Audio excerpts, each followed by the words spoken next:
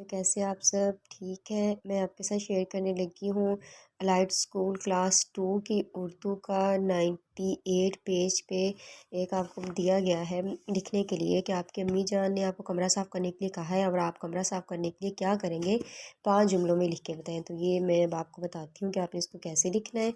तो छोटे बच्चे हैं तो इसमें हम थोड़ा सा ही लिखेंगे उस हिसाब से। और जैसे मैंने ये देखें गा और गी लिखा है तो इसका मतलब कि अगर ये लड़का देख रहा है तो वो गा लिख लेगा और गी को नहीं लिखेगा, और अगर लड़की इसको लिख रही है तो वो गा नहीं लिखेगी, वो गी लिखेगी।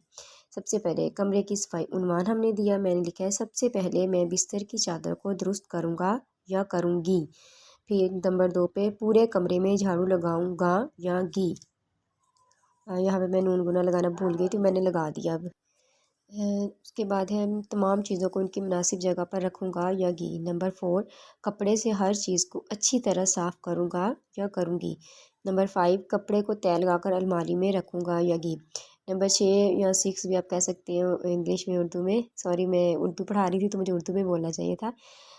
कमरे में अच्छी खुशबू के लिए रूम स्प्रे करूँगा या ये अगर आपके पास जगह हो तो कर दें, अदरवाइज़ मैंने वैसे ही लिख दिया। बाकी आप इनमें से जितनी आपके पास लाइनें पूरी आ सके यहाँ पे तो उतनी आप यहाँ पे लिख दें, ठीक है।